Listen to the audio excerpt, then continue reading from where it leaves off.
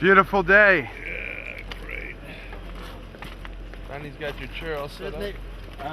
We need to get... I think the chair needs to go up there first before you get in it, champ. Okay, Good no morning, problem. champ. Good morning. Good morning. Can you help me out with this? Somebody? Well, welcome to Chartwell. Can you get around you? Great. And there's Randolph.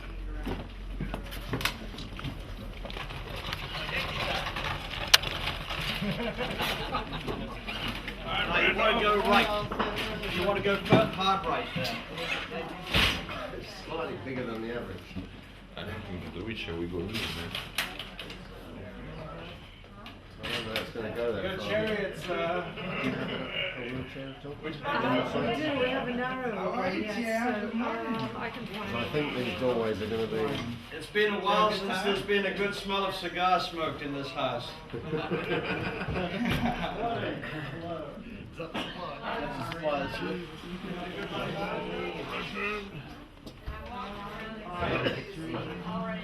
Beautiful day. Hi. Kleenex? Hey. You gotta help Mr. Frank. He needs his Hi. spit. He needs his spit. So, this was my, in the latter part of my grandparents' life, this was my grandmother's bedroom. That's a very fine portrait of him, I think by Oswald Burley. You see? Yeah. And that is one of the few portraits that my grandfather painted himself of his wife Clemmy, and that belongs to me. And here she is launching the aircraft carrier Indomitable. And because he couldn't set up his easel at that occasion, he had his protection officer take a photograph. And then he cheated a little by having what in those days they called a magic lantern projected onto the canvas. And anyway, the stupid guy, he put it back to front. And she should have been facing the other way. But it's a very nice picture and captures her happiness at the launch. And now, we need to get you out on the terrace, because this is the reason that my grandfather bought this house. It's for the view.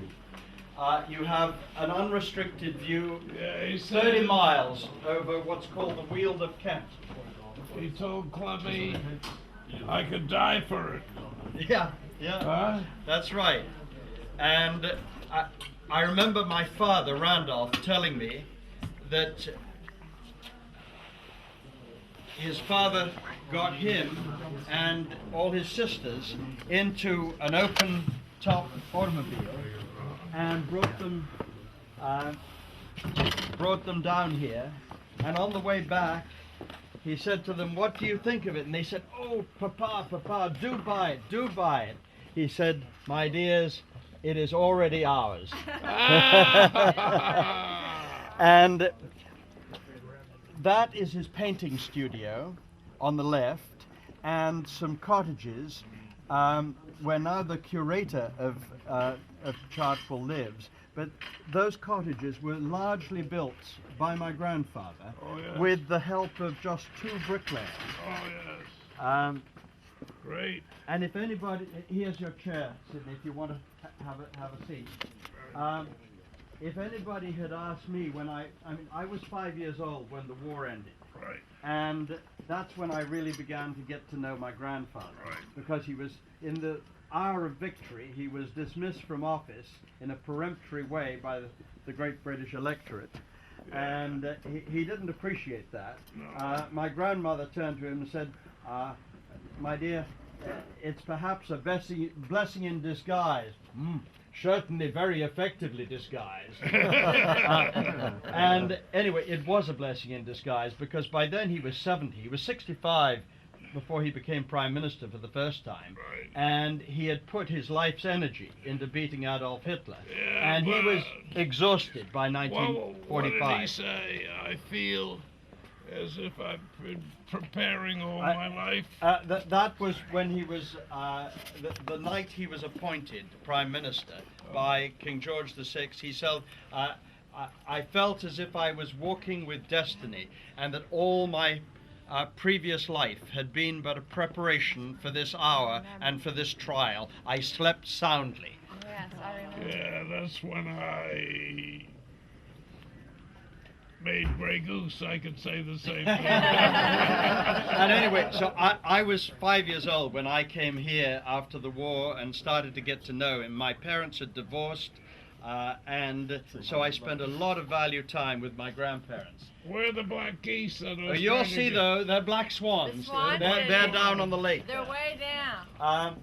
And anyway, if anybody had asked me when I was 7 or 8 years old, what does your granddaddy do? I would probably have replied that he was a builder, because we would spend 2 hours every afternoon that the weather was nice, building the end part of his big wall round his vegetable garden there, which I'll show you. Yeah, he said he laid 900 bricks an hour, and the They guy- made him a member of the union, of the builders union, the bricklayers union.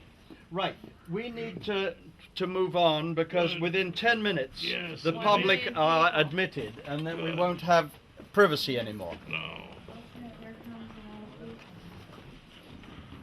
That was me when I was a little younger, Oh yeah. captain of the Oxford ski team, Oxford University ski team.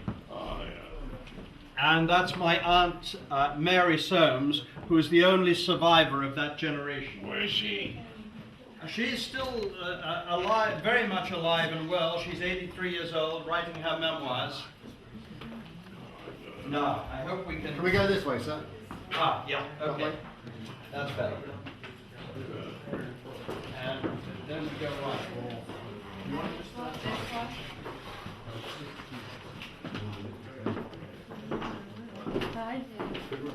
So, what you need to understand is this is not the way I remember the house as a small boy.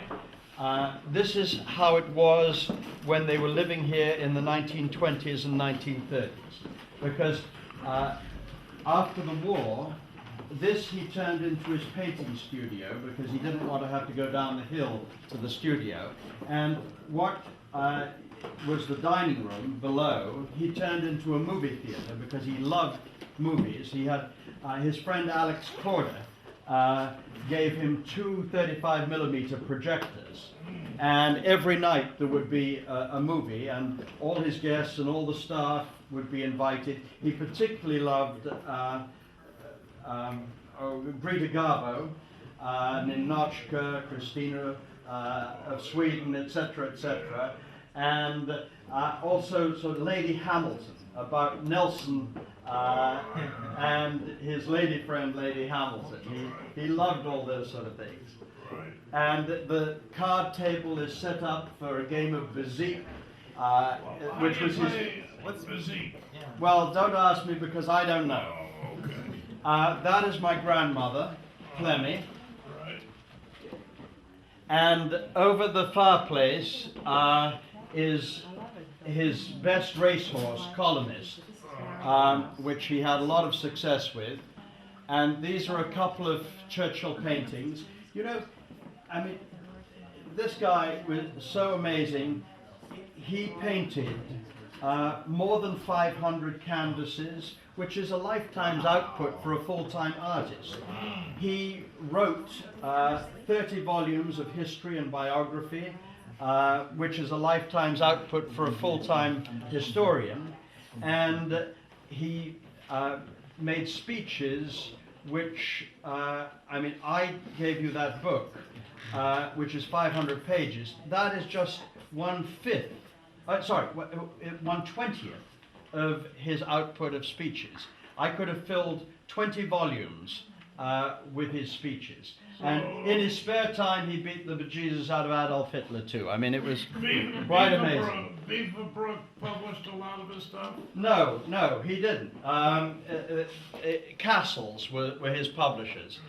That is a Monet painting, which was given to my grandfather, and which somewhat recklessly my grandmother gave away in a moment of folly. I mean, that would have repaired the family fortunes in a major way. But another thing I should tell you is, unlike our ancestor John Churchill, who became the first Duke of Marlborough for winning the Battle of Blenheim, who was given a royal park outside Oxford at Woodstock, and the wherewithal to build a palace, Blenheim Palace, which is at least as big as Buckingham Palace in London. But the peoples are less generous than princes or queens, because my grandfather, at the end of the war, he was effectively bankrupt, because the only way he knew how to earn his living was with his pen, and by 1946 he hadn't been able to write for 6 years, and he was forced to put his beloved home on the market. And Lord Camrose, who was the proprietor of the Daily Telegraph newspaper, was so outraged to learn of this that he corralled 10 of his friends, and between them they ponied up £55,000 sterling, which at the prevailing rate of exchange was $200,000, to buy Chartwell from my grandfather, on the understanding that he and my grandmother would live here till the end of their days. Then it would be presented to the nation, to the National Trust, and that is what has happened. Terrific. But great story. Yeah. Great to hear it from you. anyway, Winston. now we do a U-turn and we go that way. Now, this, King and Queen. the King and Queen, exactly, and then our present Queen. That is a bust of FDR presented by my late stepfather, Abel Harriman. And this is a wonderful portrait of my grandfather here. I forget who that was by.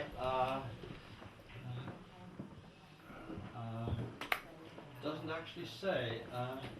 That's all right. We'll look at Oh, Franco Salisbury. Oh, yeah. I think it was about the only one that he sat for during the war. Right. Now, I remember this room after the war. The Decca Record Company set up microphones on this table and huge recording apparatus, because none of his speeches in the House of Commons were recorded, because they didn't allow microphones in there at the time. And so the great speeches, the BBC would try to grab him and take him to a studio, and then he would read the speech again. But on other occasions, there was just no recording. And so after the war, they set up their microphones, and he then re-recorded them. But it was 5 years on, and it was after rather too good a dinner, and he was rather tired and rather bored, and the speeches that were recorded in that way don't have the same cutting edge as the ones that he delivered in the heat of the moment. Now, this is a very significant thing. This is the Mulberry Harbour. Do you know about the Mulberry Harbour? No. Okay, so Hitler built his Atlantic Wall, and he was convinced that even though the Allies might be able to get ashore, that they wouldn't be able to get enough armour and enough ammunition on shore before the German forces could regroup and push us back into the sea. And the only way that we could do that, he reckoned, was if we seized a major harbour. And so every harbour, Hitler put a whole German division in.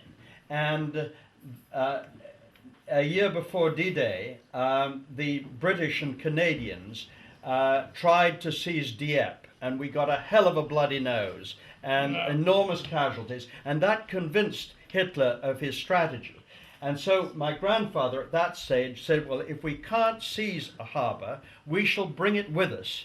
And the Mulberry harbours there were two of them, one for the Americans, one for the Brits. They were block ships, and they came with old ships and they sank them in pre-positioned places. And anyway, so this was one of the largest ports in the world, and so we got it. It was towed across. Many of these, some are block ships, others are huge concrete caissons, which were I think 35 yards long, and they were constructed off the south coast and sunk so that German aerial reconnaissance wouldn't see them. And then they were floated up and towed at 3 miles an hour across the channel and sunk in predetermined positions.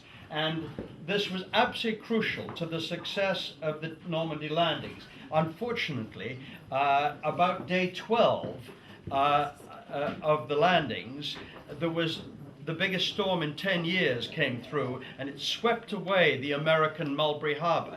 But luckily, the British one held, and the greatest part of the resupply for both the British and the American forces came through this Mulberry Harbour, which was absolutely key to us being able to hold on. Wow. And I saw them unwrapping the gasoline line from a big spool. That was Pluto, pipeline under the ocean. I think it was a 3-inch, let's see, I think it says something about Pluto. No, I don't see that. Well, you can do it from memory. But that was also a key part of the fuel supply. It was, I think it was a 6-inch hose pipe that they rolled out from England. Yeah. Okay, if we want to stay ahead of the game. Is that a humidor? It could be. Is the humidor? This box, which stood on the table of the House of Commons from June 41 to October 50, was presented to the Right Honourable W.S. Churchill, Prime Minister 40 to 45, as a memento of an historic period. Wow. That is that. We need to go upstairs now.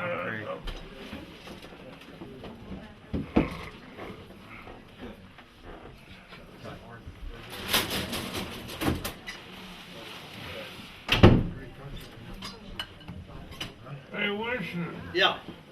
When your grandmother went away on those 7-month cruises near the Philippines, you think she was... I know what you're going to ask.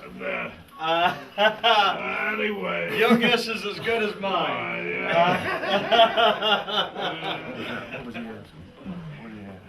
It was actually a couple of months. But he was really chewed up about it. Oh, yeah. That's a great one. That's a very nice. That's another. I like that. That's another Oscar Nemon. Oh, yeah. Now this, in my childhood, was the dining room. But in the 1930s, this was my grandmother's bedroom. This was a dining room when you were here? Yeah, they had an upstairs dining room because they had the kitchens at one floor above this. Now, am I going to set off an alarm if I walk across I'm this? afraid you probably are. Can we switch it off? I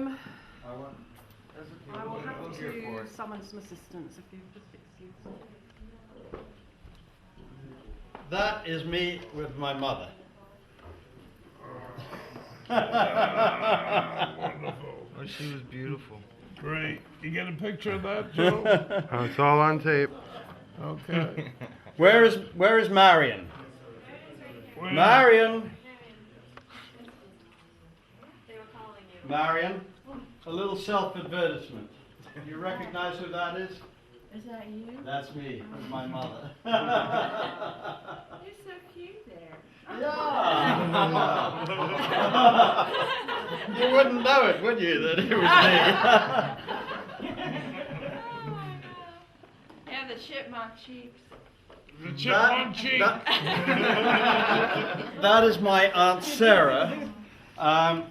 Whoops, there's another of those squawkers, who was an actress and a very glamorous lady. She lived for a while in California, and that is Malibu Beach by day and by night, painted by her. And my grandfather, obviously. This is my father, Randolph, with his second wife, June, and my half-sister, Arabella. Arabella. Didn't Winston and Clemmy have an Arabella that died at 2 years old? No, she had a Marigold who died. Marigold. Yeah. Right, not Arabella. Right, so now, and these are two more of me when I was little and nice. Look how sweet I was. No, not by my grandfather. You wouldn't know it was the same person, would you? And the rosy cheeks. Now, this is my grandfather's great American friend, Bernard Baruch. Oh yes, he's a friend. He was a friend of mine. To Winston Baruch and Yeah. Herbert Bayard Swope also. To Winston Churchill. Let's get rid of that. To Winston Churchill, for whom, after 30 years, my admiration and appreciation has immeasurably grown. I can't read the rest of it. Yeah, that's very nice. I remember my father once saying to Bernie, "Bernie, why do you give so much dough to Israel?" He said, "Hell, Randolph, if I didn't give all that dough to Israel, they'd say to me, Baruch, you go and live in the damn place." I think that because of Bernard Baruch, your grandfather was more kind to the Jews. You know, that's my... Well, no, he was already very much on their side. He was a signatory of the Balfour Declaration in 1917, long before he ever met Baruch. But he met Bernard Baruch during the First World War, didn't he? I think so. Now, you'll enjoy this. This is my grandfather's directive to the British General, General Alexander, in North Africa, and it's dated the 10th of August 1942. Directive to General Alexander, Commander-in-Chief in the Middle East. 1. Your prime and main duty will be to take or destroy, at the earliest opportunity, the German-Italian army, commanded by Field Marshal Rommel, together with all its supplies and establishments in Egypt and Libya. 2. You will discharge or cause to be discharged such other duties as pertain to your command, without prejudice to the task described in paragraph 1, which must be considered paramount in His Majesty's interest, WSC. And this is the reply from General Alexander a few months later to Prime Minister from General Alexander. Sir, the orders you have given on the 15th of August 42 have been fulfilled. His Majesty's enemies, together with their impedimenta and supplies, have been completely eliminated from Egypt, Cyrenaica, Libya, and Tripolitania. I now await your further instructions. Wonderful. Great. So this is his homecoming to Westerham, which is his hometown here, on the 18th of May 45, just after victory was declared, and that is where you saw his statue on Westerham Green. These are from the First World War. General Diaz, General Foch, the French commander, General Haig, Field Marshal Haig, General Pershing, the U.S. commander. Haig was the one that threw all those British lives away.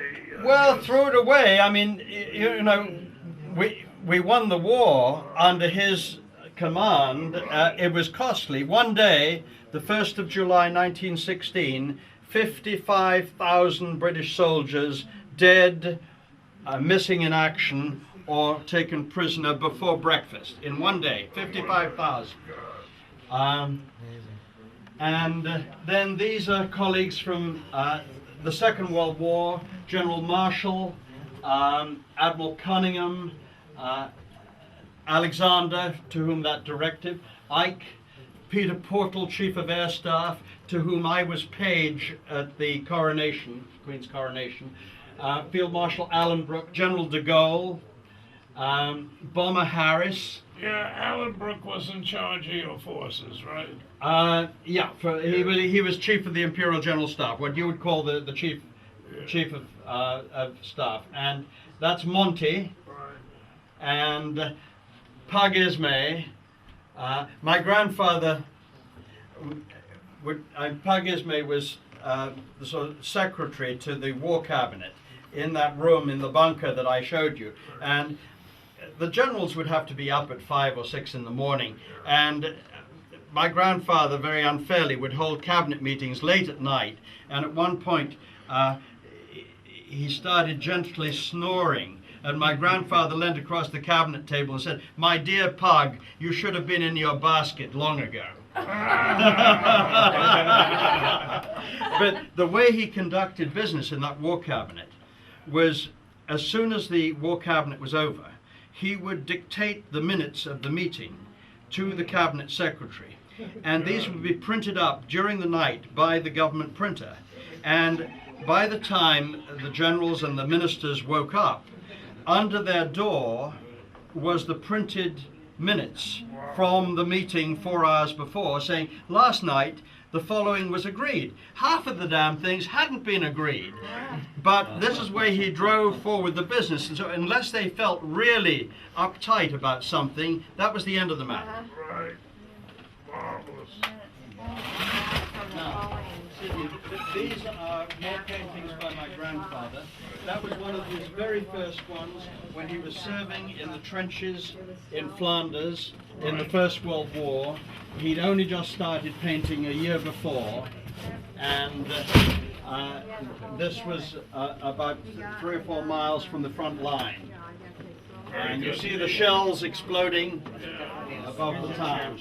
Now, I think he might need to, let's see, can we get through this one? Yes. So these are now a couple of museum rooms, which in my childhood was, these were guest bedrooms. Here he is with his beloved dog Rufus, under his Panama hat. Rufus, we're going back to number 10 Downing. Yeah, that's a very nice one of my grandparents in a launch on the River Thames during the war. Wait. And this is the first Sunday of the war. The first Sunday. Yeah, the first Sunday of the war. He isn't yet Prime Minister. I think he's First Lord of the Admiralty. And he and my grandmother, they're going to church at Westminster Abbey, and he's got his helmet and his gas mask. Right. Even I had a Mickey Mouse gas mask as a baby. Here he is standing in the ruins of the House of Commons, which received a direct hit on the 10th of May 1941. It demolished the chamber. Luckily there was nobody there. Here he is waiting for Adolf, trying out a Tommy gun. This is a nice one. He's signing an autograph for this young lady, and the sign behind says, "Ask the station master." Here he is reviewing the Home Guard, I think outside Parliament. And here he is looking across from the White Cliffs of Dover to Calais, which was within shelling range. The Germans, actually, he was quite pleased. The Germans lobbed a few shells in his direction the day that he was there observing them. Here he is in the 1930s building a little garden house for Mary. A sort of Charlie Chaplin, yes, who was a visitor here. My grandfather was a great aviation enthusiast from the earliest years. I mean, as soon as he became First Lord of the Admiralty in 1911, he saw the potential of air power, and he wanted to share the dangers with the young pilots. And of course, in those days, nobody knew how to get out of a spin. And his instructor, with whom he'd been flying the day before, got into a spin the next day and flew into the ground, killing himself. Here's my grandfather as First Lord of the Admiralty, and here he is he would have been about 30, this is I think 1908. He is with my grandmother visiting as the guest of the Kaiser, the German Kaiser, coming to view German army maneuvers. And here is his funeral procession. JFK signing the honorary U.S. citizenship. I went over with my father Randolph to receive from JFK the honorary citizenship on my grandfather's behalf, because he was too frail at 88 to make the journey himself. And it was Kennedy who used the wonderful quote from Edward R. Murrow, the CBS radio correspondent who was here in wartime Britain, that Winston Churchill mobilized the English language and sent it into battle. That was good. Here he is with Marshal Tito, Uh-huh. with de Gaulle, receiving the Croix de la Libération from de Gaulle in Paris. Here he is outside 10 Downing Street on his 80th birthday. He came back as Prime Minister, age 76, and he retired soon after his 80th birthday. Oh, well, too soon. Didn't have the great doctors. And here he is with FDR at Casablanca. Oh, yeah. Great. Here's a note from my grandfather to FDR on the 3rd of December 44. I'm deeply grateful to you for your most kind message on my birthday, which gave me the greatest pleasure, and also for the framed quotation from Abraham Lincoln with your own charming note upon it. This reached me by sure hands when I awoke. I cannot tell you how much I value your friendship, or how much I hope upon it for the future of the world, should we both be spared. Well, sadly, FDR was not spared more than 6 months. No, not more than 4 months. Right. Now, if we come round here, let's see, nothing. They've recently changed the exhibits here. Can we get through here? Yes, I think so. Yeah, just about. Now, to move it round. Right. There we go. Whoops. Yep, we made it. Yes, to a hero.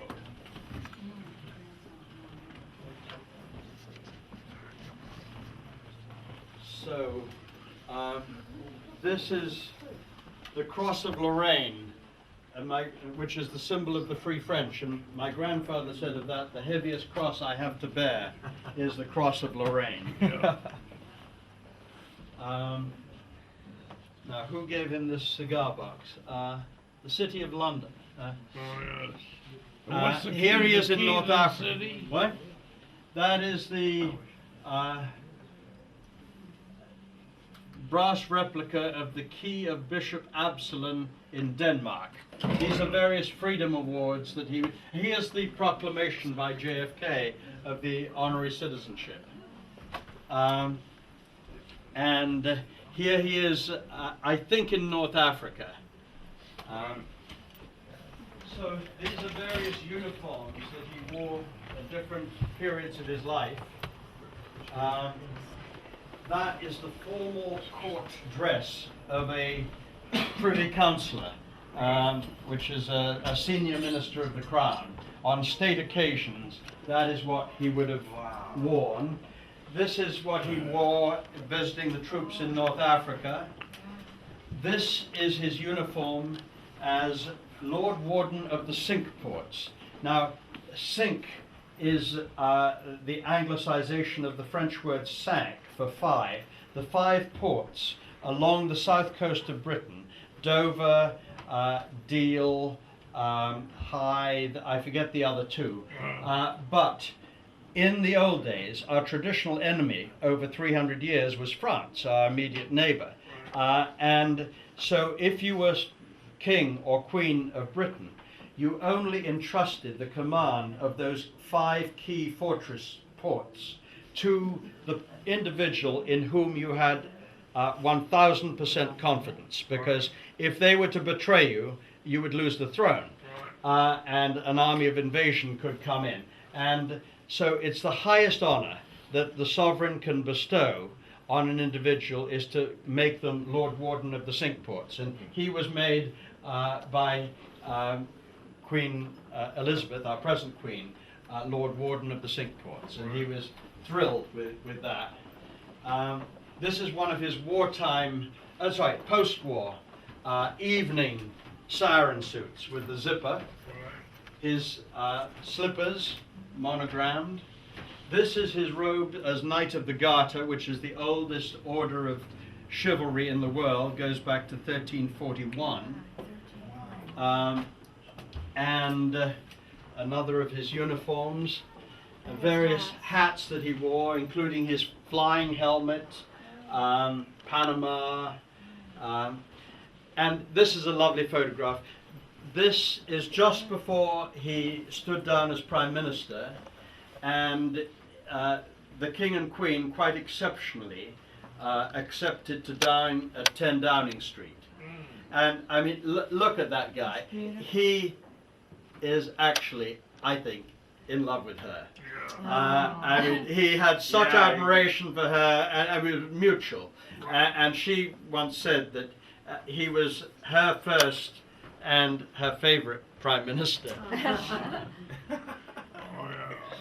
But he is 80 years old there. This is the his chain as a Knight of the Garter, with as the emblem St. George slaying the dragon.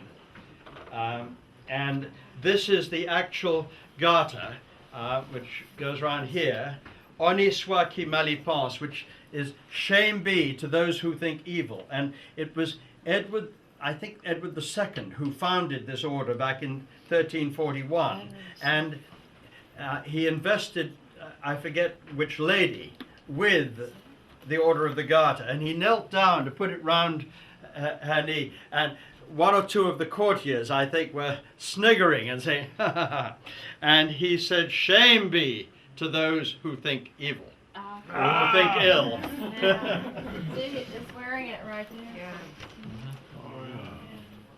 And here he is in his garter robes.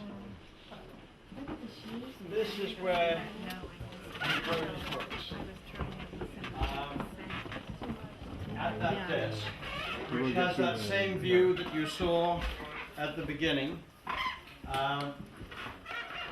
That painting is of Blenheim Palace. You see that great pile on the hill across the lake. That is where he was born. And that was what was built by Queen Anne and a grateful nation for his hero, an ancestor, John Churchill, the first Duke of Marlborough. And above you is his garter banner, and beyond that there is a Union Jack flag over the fireplace, which flew over Rome the day it was liberated by British and American forces, which would have been about 2 or 3 days before D-Day. And on his desk, all sorts of treasures.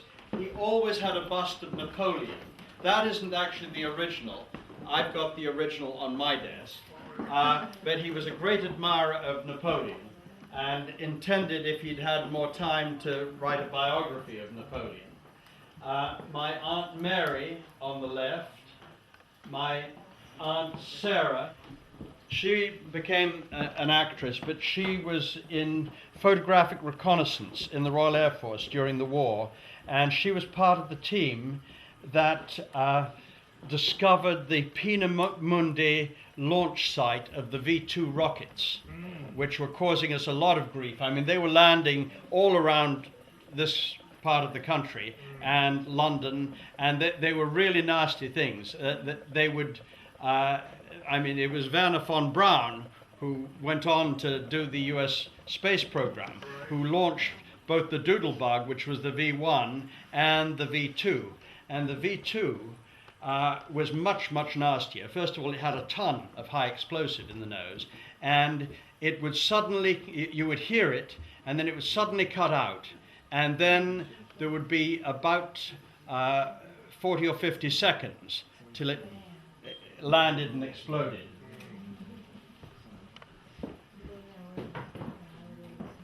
This is my engagement photograph when I married Randolph's mother, Minnie d'Erlanger. That was at my then American stepfather's home in Mount Kisco, New York. He was a lovely Broadway producer called Leland Haywood from Nebraska City, Nebraska. And he produced South Pacific, Sound of Music, Gypsy, and all sorts of wonderful shows. He was a lovely, lovely guy. My father, Randolph, outside the Ritz Hotel in London.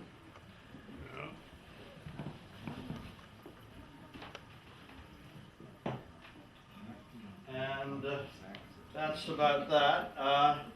My grandfather's nurse, Nanny Everest, who was his mainstay as a What did he call boy. a woman or something? He called her Womany. Womany. Yeah, or sometimes Womb. And my grandmother playing golf. And here is my grandfather with the present Queen at Balmoral, with Prince Charles this high and his sister Princess Anne. Here is me with my grandparents at the races at Windsor Racecourse.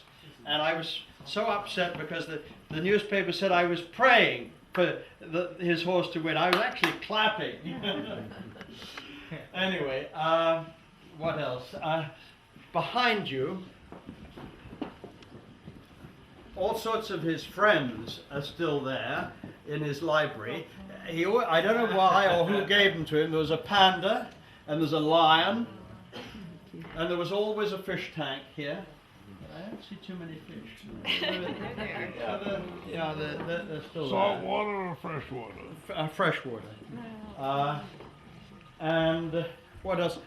Looking back this way, on the wall beneath the picture of the Queen is my grandfather's father, Lord Randolph Churchill. He was the one who married Jenny Jerome from Brooklyn, New York. And there is Jenny, painted by Sargent, on the right. And that, if you go through that door, where my grandmother never wanted anybody to be admitted to it. Also, there's no means of doing a sort of circulation. That's my grandfather's bedroom. And as a small boy, I would go in there about 9 o'clock each morning, and the venerable grandpapa would be tucked up in bed, and I would see him through a wreath of cigar smoke, puffing on a large Havana, not quite as large as yours, Sidney.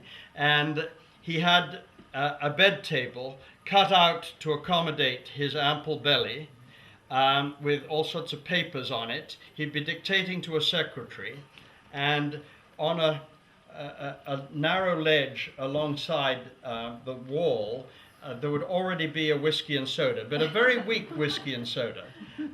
And he would have maybe 2 or 3 very weak whiskeys and sodas between breakfast and lunchtime.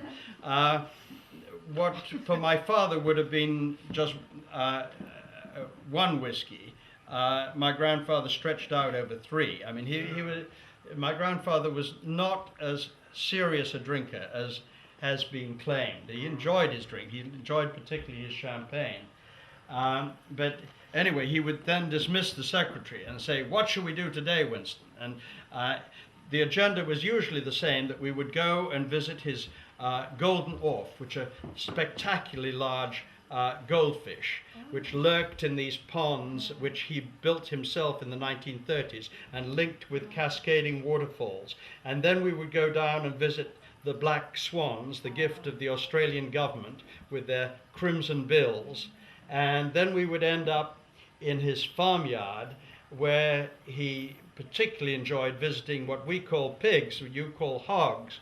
And he had a great affinity for his hogs, and he would get his walking stick out and he would scratch their backs, and they would grunt at him and he would grunt back at them. And he once said to me when I was 8 or 9 years old, "Winston, always remember, a dog looks up to man, a cat looks down on man, but a pig will look you in the eye and see his equal."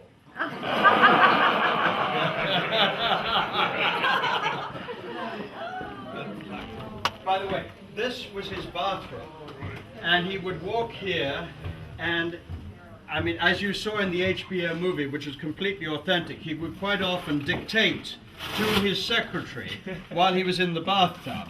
When the soap would flop out, she Yeah, and then he would get out of there and just wrap a towel around it, which would occasionally fall down. Mind out, 2 steps down. 2 steps down. But he also insisted on having a very deep bath. We're going this way, and he would block up the overflow, which regularly led to disaster. And I remember when my grandparents were living in London, when he was no longer Prime Minister, de Gaulle came for a visit. Yeah. And my grandmother was already in the drawing room, 15 minutes ahead with her white gloves on, all ready to meet de Gaulle, and suddenly drip, drip, drip, drip, drip, drip, drip, and the whole ceiling started to come down, and he had overflowed the bathtub yet again, and they had to receive de Gaulle in the dining room. See you downstairs. This is the Chartwell visitors book, and they change it every day. There's a different page. I've never seen this page before. 4th of August 1951, 615 Squadron. That was the RAF squadron that was nearest to this house at Biggin Hill, and they had the brunt of the Battle of Britain fighting. And my grandfather was their honorary Air Commodore. And I see that also there's the name of Neville Duke. I think I'm right in saying he was the test pilot who first broke the sound barrier. I might be wrong on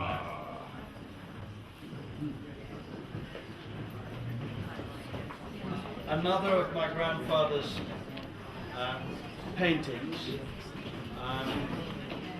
of a lily and a statue of a Buddha. We'll get up from here. Walk up this part.